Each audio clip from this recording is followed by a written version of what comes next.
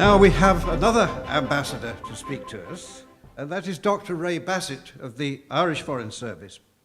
And he's been a senior diplomat in Ireland's Department of Foreign Affairs and has served as his country's ambassador to Canada, Jamaica and the Bahamas from 2010 to 2016, and other diplomatic postings include Copenhagen, Canberra, Belfast twice, London and Ottawa. And he was involved in the negotiations around the Good Friday Agreement as part of the Irish government team and participated throughout the discussions, including the final sessions at Castle Buildings in Stormont. Dr. Bassett, who has worked as a research scientist in biochemistry before entering the diplomatic service, has been a columnist of the Sunday Business Post in Dublin and is a regular contributor to TV and radio shows in Dublin, London and Belfast. And he also provides seminars on conflict resolution courses at Yale University.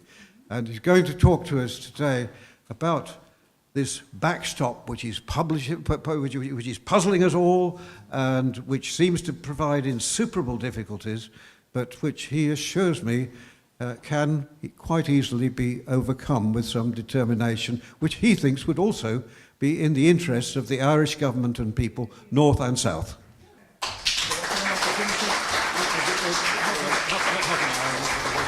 Thank you, Edward, and I hope everybody can hear me. I'll speak with the microphone here because Winston Churchill said that among English-speaking countries, he said, we are peoples divided by a common language, so sometimes we can't understand each other's too well.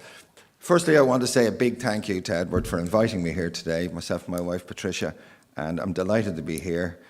My own background is I started as a scientist and I entered the diplomatic service. I left 2 years ago, and since then I've been writing and essentially have been going very far away from the government line, and a lot of what has formed my views was the time that during our negotiations for the Good Friday or Belfast Agreement, and the whole idea that when we came to that, we were starting a new beginning, that the peoples in this island, the peoples in Northern Ireland, the peoples between North and South and across the Irish Sea, that we were going to put all the nonsense behind us and we were going forward as partners and friends. And I was always very sceptical of the European Union, and I just want to echo completely what Edward said, is that having dealt on the board of our diplomatic services, very few politicians understand the European Union, certainly in my country and any other country you come across. There is no appreciation of the actual project itself, and that was I always challenged it internally, but that was okay internally. But once I left and started writing in the newspapers, I've become a bit of a pariah. But it's a small price to be paid if you're standing up for your country and what you believe in. I just sort of say that, you know, it's an important time, it's a crucial time at the moment, because what's happening in the United Kingdom is not just important for the United Kingdom, but it's important for democracy right throughout Europe. So it's a crucial time, and I've been very taken aback that issues relating to my own country and to areas that I would have expertise in is being used particularly to thwart Brexit. And make it very, very clear that the whole idea of the backstop is not about the border, it's about to thwart the United Kingdom. And in fact, diplomats in Dublin from and in Brussels are regularly briefed to that effect by the European Union. I worked with a Prime Minister, Bertie Ahern, and his view and my own view is that there is a real problem on the border. It's an unusual place, because remember, the bulk of the most Republican and most hardline people in Ireland are north of the border, not south of the border. The border doesn't actually give a line, and people are different on the other side. So it was drawn in the wrong place. It is very difficult to police, and it was a particularly deadly period, a place during the Troubles, and nobody wants to go back to it, including any of those who are participants in those activities. 30,000 people cross the border every day to work, and it is impossible. It would be very, very difficult to actually try and police it in a classical border fashion. And that's one of the reasons why we had the Good Friday Agreement. But the Irish and British governments, and this is my former boss's views as well, is that we should have sat down at the very start and say we have a problem here. So let's find a solution, let's work back from that, and let's present the European Union with an actual solution as opposed to a problem. It may mean slightly different, some changes to regulations. But, you know, when one of the first things the European Union did in their red lines, and people always talk about the British red lines, but the first red line from the European Union was that whatever was agreed on the island of Ireland must maintain the integrity of the Union's legal order. So in other words, they were making no compromises whatsoever. Now, there are changes and different schemes throughout Europe. For instance, the Channel Islands doesn't operate, not the Channel Islands, sorry, the Canary Islands, which is over 2 million people, doesn't operate the VAT system. Around Europe, you keep seeing odd changes here to accommodate local circumstances. But they weren't doing it in this case, in Ireland's case, because there was no goodwill whatsoever in Brussels towards Brexit. It was right from day one. There was a serious determination to make this as difficult as possible. And my argument inside the Foreign Ministry and with the politicians then was that it was overwhelmingly in our interest that Brexit was actually successful, because we are very integrated with the United Kingdom in a way that no other European Union country is. That, in other words, if the United Kingdom could actually go through Brexit and emerge on the far side reasonably successful, that was very much in our interests, because in many ways, if you plot the labour market, you plot a lot of the economy, Ireland and Britain track each other. There are differences, but they're very, very closely aligned. For instance, there are 600,000 people born on the island of Ireland living in Great Britain. The next highest is Spain at 17,000, 1/35 of it. There's over 140,000 Irish live in the United States. There are more Irish people living in Sydney than there is in Germany and France. And yet they are grafting this almost false identity on top of a European identity. People in Ireland, if they decide to travel, they go to Australia. The same as the British. The British are one of the biggest immigrant countries in the world.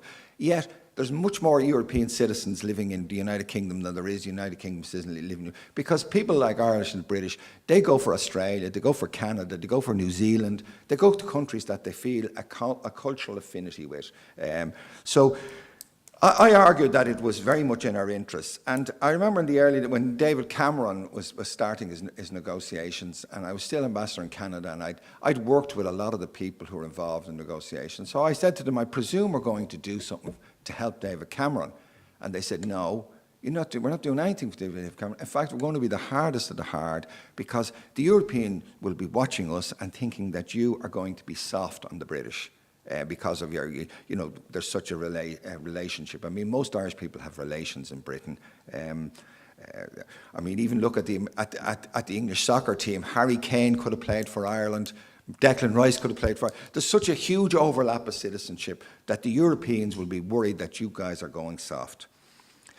So that was the first stage, and right through the event, Ireland has been used as a cat's paw against the United Kingdom, and it is totally against our interests.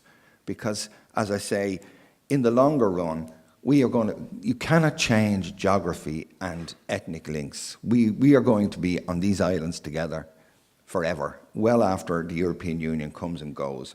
And I just thought it was hugely self-defeating to do that. In regard to the border, I've produced some papers for several think tanks, and what we were suggesting is that Ireland and Britain operate and use a lot of the derogations that are allowed under GATT. In other words, purely border trading and that. And in fact, they were quite reflected in some of the British government papers, particularly the one in August 2017 and more recently.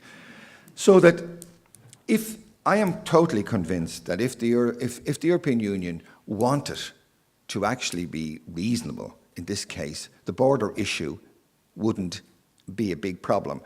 And the reason the border issue is pushed forward, because I was talking to a good friend of mine who is ambassador for one of the other countries, for a country and he's just leaving Dublin now, but he said, I said to him, you know, I've been writing in the paper, is why doesn't the Irish government make a gesture to our friends and relations across the Irish Sea by saying we'd put a time limit on the backstop? I mean, everybody wants to get out of a situation where we're in an impasse. And he said, well, I said, I took your idea and I spoke to several of the people in both Brussels and Dublin, and they said, but if you did that, what would we do about the future relationship? The backstop is about the future relationship. It's not really about the border. We can solve the border. But if you solve the border in a way that you give Britain independence and ability to do their own thing, then in the next phase, particularly the danger of Brexit being successful, and there is no hidden mystery about that. Nobody in Brussels wants Brexit to be successful. And they are very worried about issues such as the deregulation of industries in Britain. In other words, the European Union produces hundreds of new regulations every year. So if you're manufacturing something in Bolton and sending it to Blackburn, you have to follow a whole series of regulations. If you decide we're going to set our own standards, that will be a hugely liberating thing for industry locally, and the European Union certainly does not want that to happen. So the backstop has been used in some ways as a hold on the UK. Now, I don't want to exonerate the British government in any way, because I negotiated on many different occasions with the United Kingdom government, and the present farce is so far away from the type of people we negotiated with and the competence that it's unbelievable. I mean, I just cannot understand them at all. But a lot of what I'm hearing in Dublin is that a lot of the intransigence from Dublin was actually encouraged by people in Westminster, that there are people in Westminster who are telling the Irish government and telling the Europeans to be as tough as possible, because the whole idea is that you thwart the referendum. Now, I was a senior official at the time. We had two referenda that went against the European Union. And I remember after the Nice referendum, I was called in, and number one, I would say there was almost no attempt to really internally to accept the results of the referendum. And the idea was, how do you overturn it? So everybody sat around, and somebody says, the only way you'll motivate them is fear. So let's frighten the daylights out of them. And that was the whole campaign on both occasions, in both Nice and Lisbon. So what they're doing in Project Fear is not any different than they did in another referendum. And remember, the European Union has a very poor record in referenda or referendums, whichever you like to put it. Where they've lost twice in Ireland, they've lost 3 times in Denmark, they've lost twice with the Netherlands, they've lost in France, they lost in Greece. And had any of them really any effect? You know, the Danish won by staying out of the euro. They've also lost in Hungary, they've lost in Sweden, they lost the referendum in Greenland to a draw. And it's quite interesting actually reading I've been reading about one of the main negotiators for Greenland, about how difficult it was in 1985. And they were told they couldn't leave at a different stage. And so there is, as to quote Mr. Juncker, there can be no democracy apart from the treaties. Or Mr. Schreiber, who said, elections cannot be allowed to change economic policy. So that is the mentality that you're dealing with. So for Democrats around Europe, the United Kingdom's attempt to escape is very important, because if the United Kingdom cannot escape, then it has a very, very difficult prognosis for everybody else. Because I honestly believe that the European Union will not survive in its present format. It can only, unless it changes. At the moment, if you look around, France is in turmoil, Italy's in recession. Germany's barely getting above recession. Poland and Hungary are in revolt. So right across the European Union, there are huge difficulties, huge difficulties. But a bit like the old days in the Vatican, the acquis communautaire is sacred scripture. So what's happening is that people they're trying to make people serve the actual documents as opposed to documents to serve the people. Usually when you're drawing up legislation, you have to spend your time to find out the legislation is supposed to do good for people. It's not the people have to perform to the legislation. But that's what's happening in Europe, and it is very dangerous for democracy in the longer run. I think that the United Kingdom has got to persist in it, and to continue on. A Brexiteer said to me, I hope this is not regarded as bad taste. He said, miracles do happen, and you know, we could see the end of May before we see the end of April. but I withdraw that remark. So there are people all over Europe hoping that the United Kingdom actually succeeds in this. But one of and I think we were talking about Article 50, and one of the issues for Democrats around is that this has been an exercise in not how to do it, and how not to do it. I mean, again, I was talking to some people and I said, you know, why did the UK agree to the sequencing? Why did we end up in this withdrawal agreement which can't get passed? I said, you know, I know there's a special sequencing, but if ever you were involved in negotiations, you often have things called non-papers. And I don't believe the United Kingdom or the European Union doesn't have enough bureaucrats to go off and do it and sit in a room and draw up another agreement which has no status until the very end. And the reason is, of course, that both within London and in Brussels, people did not want this to succeed. Because if the United Kingdom actually escapes from the European Union, it is very, very dangerous for the overall project. Because my belief is that there may be a degree of turbulence when the United Kingdom exits. But in the longer run, given the economic performance, the macroeconomic performance of the Eurozone and the European Union, it would be very difficult for the United Kingdom to actually be as bad as they are. You know, I mean, if you look at, I lived in Canada for years, if you look at the actual economic performance of Europe against countries which would be similar, I'm not talking about, you know, Asian countries have different work practices and things, but if you look at the European Union relative to North America, I think it was 1993, the European Union, or whoever, the countries that make up the Eurozone, had basically the same level of GDP as the United States in 1993. Today, the United States is 1/3 larger than those. So the economic performance has been very, very bad. So the people in Brussels don't want it to succeed. Now, I've often wondered, I worked with some very good politicians and very good public servants, some of them who are very, very pro-European, and I really cannot understand why the empirical evidence, maybe it's because I come from a science background, the empirical evidence is very strong against the kind of policies that they're pursuing.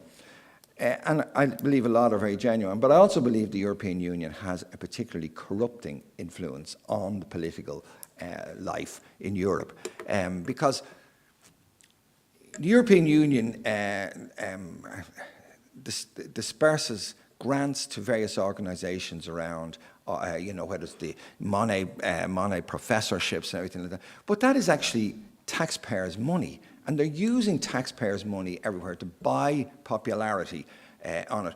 And I remember I was at a meeting once and I said, we were arguing at some point on the European Union, and I said, I have an idea. I said, I think that anybody who negotiates with the European Union should not be able to take a job with the European Union for maybe 5 to 10 years. I said, that's normal in business, that you usually think.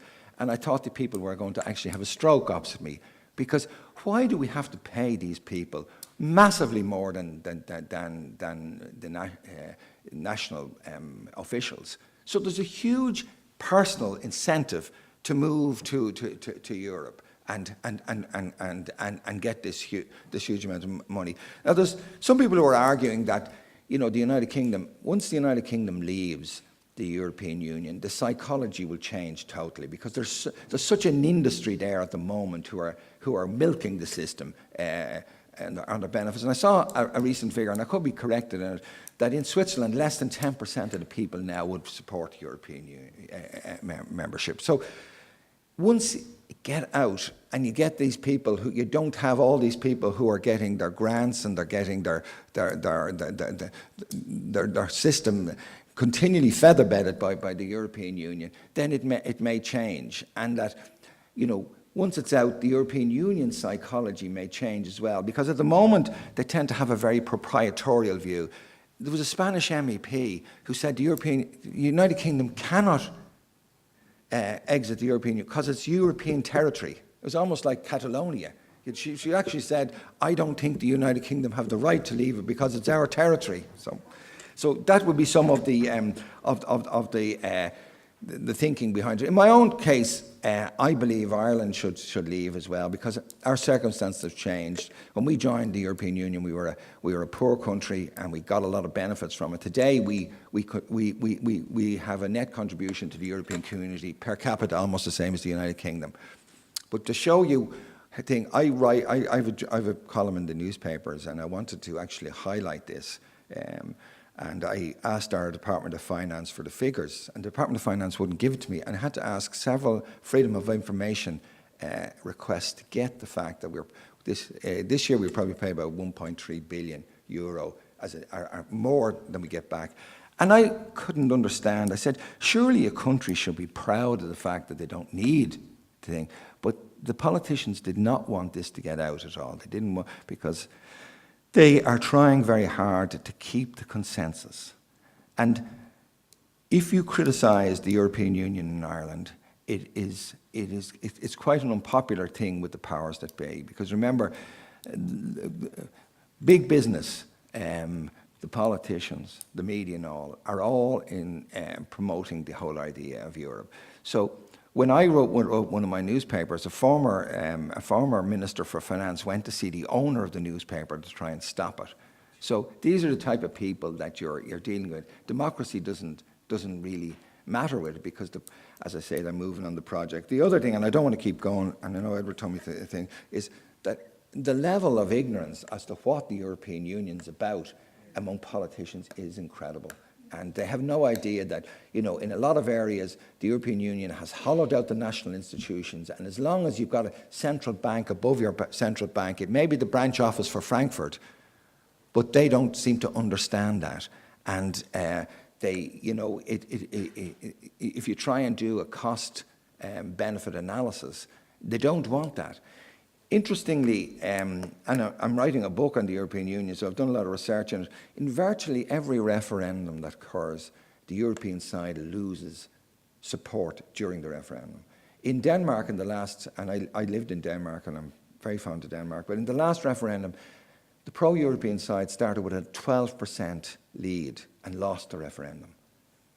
So the more people hear about it, the more that they want to move away, because my mother, and I'll end on this, my mother always said sunlight is the best antiseptic. Open the doors, and when people see what's there, invariably they move to a much more Eurosceptical point. So I just want to wish you the very best after 50 years, and say that, you know, keep up the fight, because the rest of Europe are depending on you. Thank you very much.